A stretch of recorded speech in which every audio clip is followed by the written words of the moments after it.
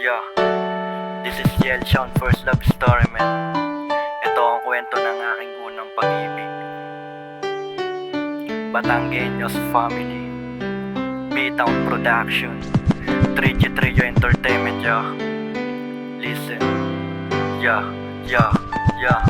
Batang bata pa ako noon at naaalala ko nung hindi sinasadyang dinala ng pa ako papunta sa perya para magkapera, para ako'y kumita. At doon ko nakita nang ako ay tinawag ng isang kaibigan. Sa aking paglapit ay kanyang katabi ang isang babae na sa akin pinakilala. Alas 8 ng gabi, di mo ba naaalala yung mga panahon bago ka dito lumikas? Siguro ay hindi, 10 taon na ang lumipas. At magmula nun, makita ka ang siyang pangarap, makita ang ngiti mo at muli kitang mayakap. At para sabihin ko ang di ko nasabi nun, pero ngayon wala ka na, paano masasabi yun? Nasa puso kong ito, ikaw ang unang kumatok. Pangalan mo sinisigaw mula sa unang pagtibok.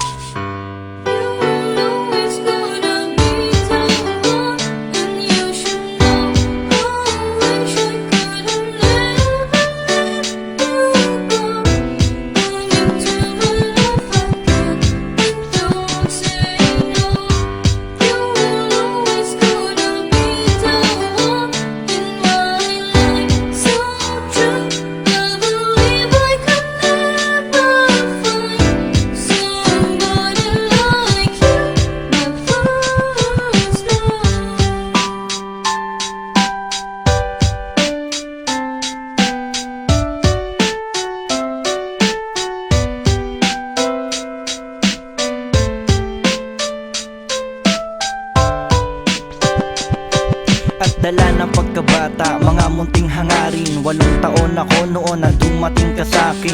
Buhay at lahat nila ay di ko pa alam, kaya walang lakas ng loob upang ipaalam ang aking nadarama. Na mahal na nga kita, naaalala ko yung mga gabing kasama ka. At nung nagalit ka sa akin nang ika'y hinalikan, mga lambingan natin dati ang sarap balikan. Ngunit bigla kang umalis at hindi ka napigilan. Wala akong nagawa mahal kundi ika'y titigan ang aking kababata. Makikita pa kaya wag ka lamang umalis, ako na palagi ang taya. Kasi ikaw ang dahilan kung ba't ako naglalaro. Maniwala ka mahal, hindi ako nagbibiro. Kasi sa iyong mga tingin habang sa akin nakatitig ay sa akin naghatid sa tinatawag na pag-ibig.